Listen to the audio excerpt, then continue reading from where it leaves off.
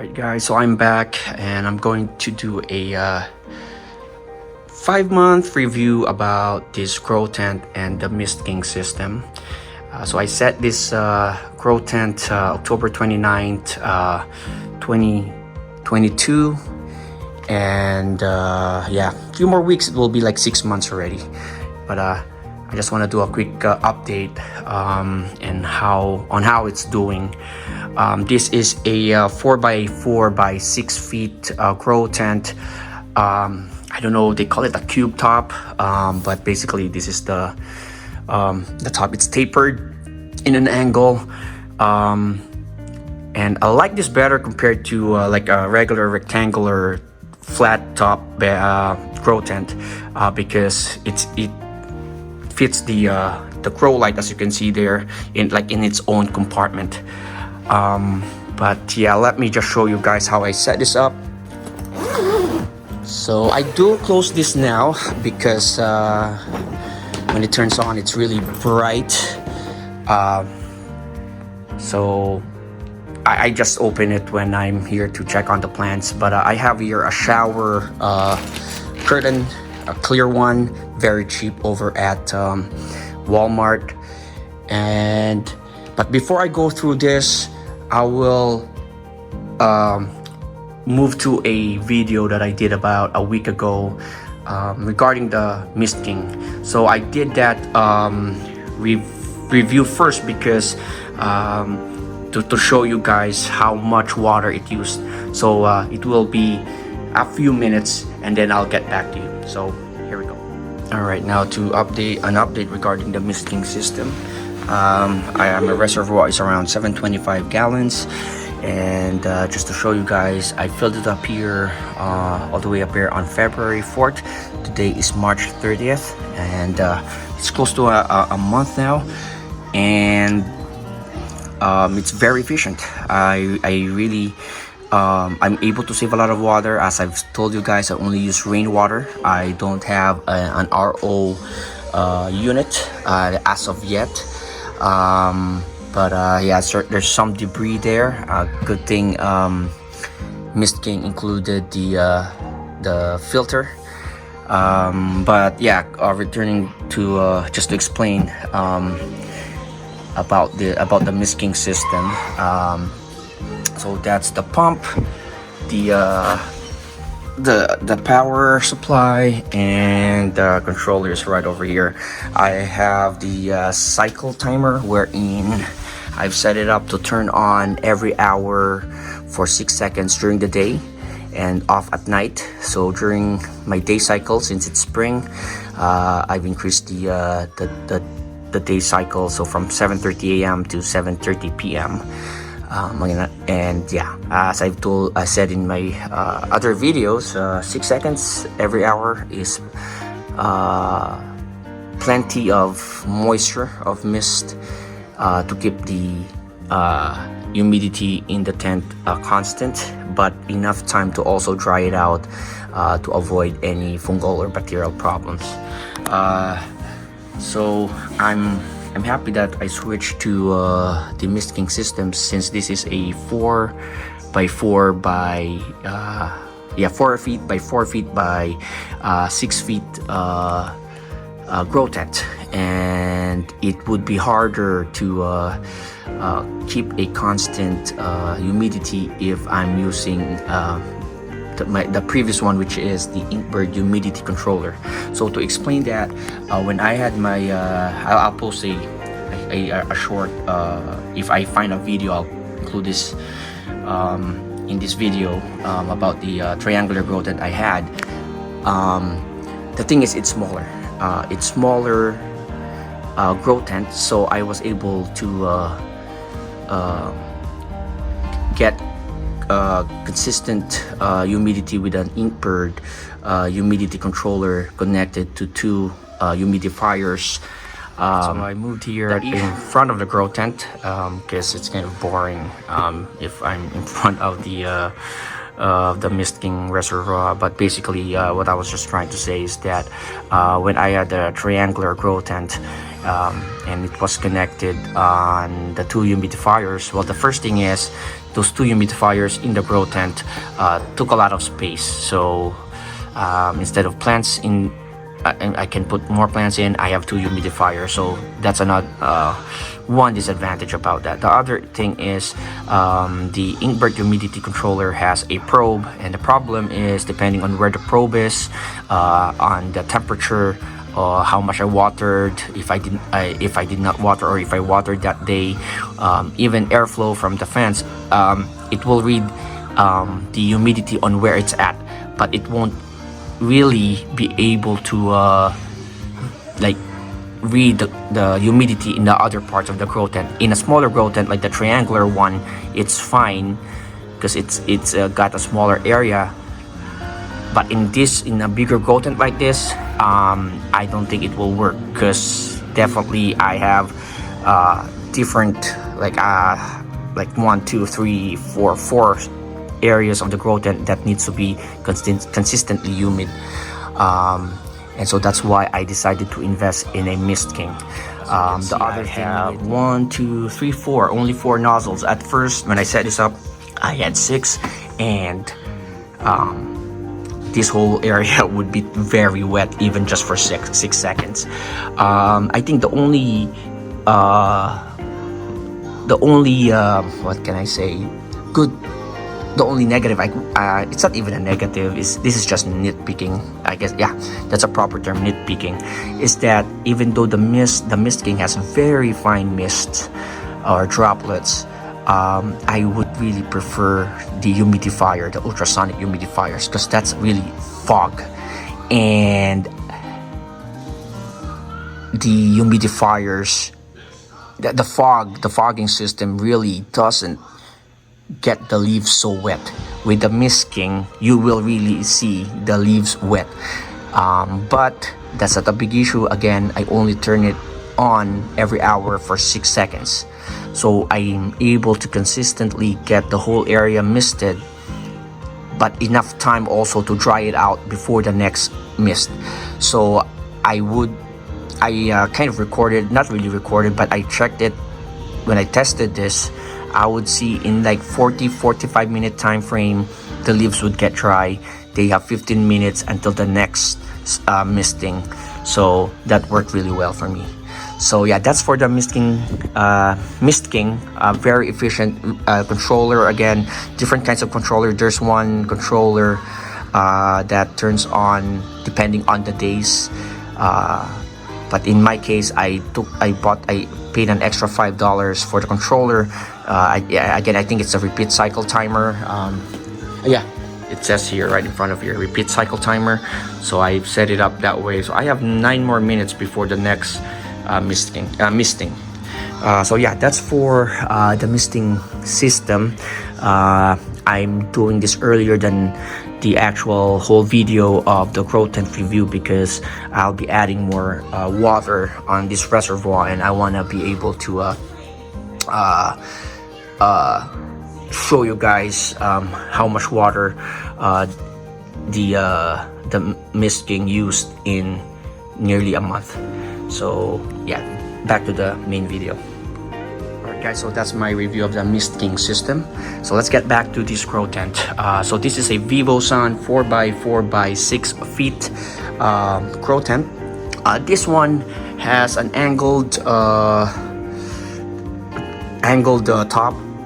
I don't know, they say it's tube top. I don't know why they call it a tube, but I like this better compared to the rectangular grow tent with a flat top, because as you can see, I don't know if you can see it here, but it seems like it has its own compartment for the grow light, and it's nice because it's able to provide enough light, but the temperature is controlled by the light, so it's not as warm as it gets compared to, say, if it's a flat top and the grow light is just like very close to the plants. As you can see here, the grow lights, the grow light is right over there, but the plants have enough room, or enough distance from the light itself, so it's not getting too direct light.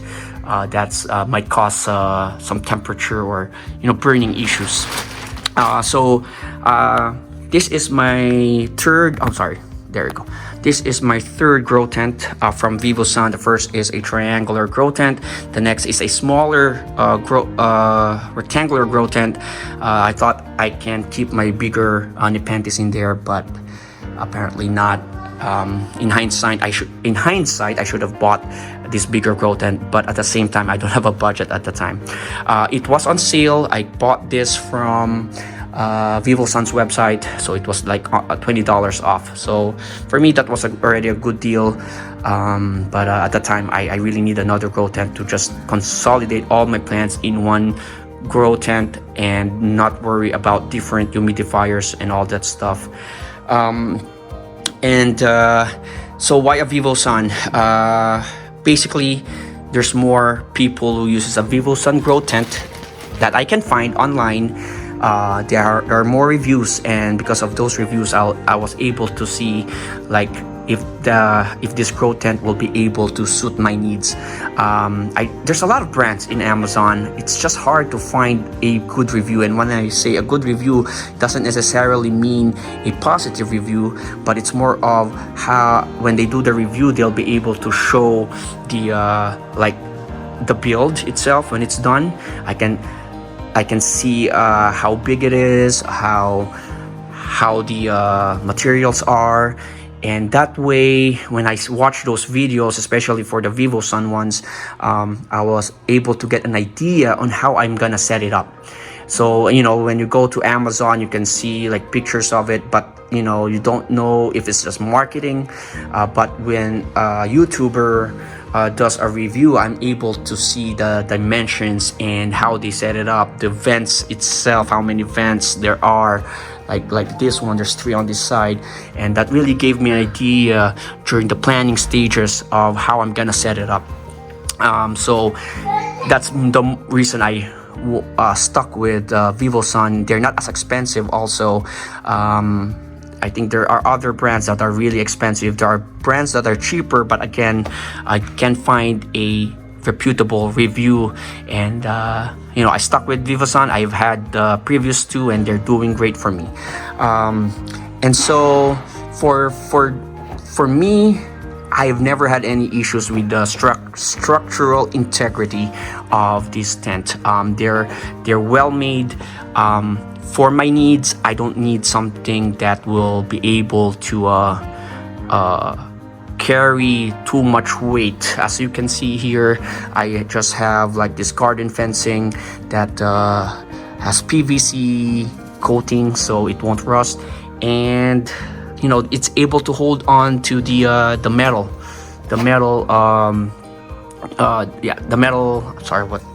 structure of this tent, and I never saw anything bending or falling. So far, structurally, this tent is very good.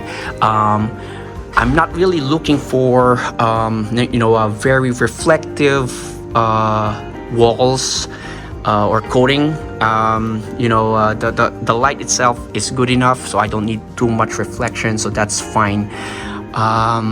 And of course, the vents, there's 3 on this side. The misting turned on, so just 6 seconds, enough to get mist on the leaves, and then it will dry off. But back to this tent, there's 3 vents here. Let me show you guys. 3 vents there and 2 over there. I'd rather use the 3 vents, but with how I've placed this, I won't be able to use that properly, so only on that side. What else? So in some reviews, they'll talk about light leaking when this is closed, but that's not an issue for me. Light leaking is not a big deal. So just keep it in mind. I didn't test that. I don't care about if there's light leaking, but because there are times that I just have this shower curtain on over it, just to keep the humidity. At the same time, I can sit here with my coffee, as you can see there, and just watch the plants. I spend hours just looking at the plants. I'm happy with that. And yeah, it doesn't affect the plants in terms of light. Most of these plants, as you guys know, don't require very bright light. What else? So getting a tent, whether it's a Vivosun or other brands, the main reason why I got this, and I'm pretty sure a lot of hobbyists that are into Nepenthes, orchids, the reason that they got a tent is because you have complete control over the temperature, the lighting, and of course humidity. All of these plants require or would do really good in a high humidity setting. Some of them might survive with just humidity like normal home humidity, but they will thrive if it's consistent high humidity. But at the same time, as I've said, I have fans, so I'll show you guys the fans. I have here the AC Infinity fans. I forgot the size, but you can figure it out online. I have they come in pairs, so this pair, how they work is this one blows air out and this one blows air in to the tent. And I have the low setting right now connected on a Walmart timer, and I've got another pair here. I'll show you guys on top right there, and another one there to circulate the air within the tent. And of course I've dialed it in, I've tested it throughout when I've set this up. So the circulating fans is at medium. As you can see here, both are connected. Both pairs are connected to this timer again. As you can see here, they're intermittently turned on and off, but more during the day. They're turned on more during the day. Again, since I missed every hour for 6 seconds, I want to give enough time to dry the leaves, so to prevent any fungus or bacterial infection. These lights are doing great. They're never had any problems with them, even when I had this when I set up my Dart Frog tank when I was still in Indiana. What else? Okay, so I want to talk about the light. It's a Besva light, grow light. Here's the brand, Besva. And let's see if I can, sorry, here.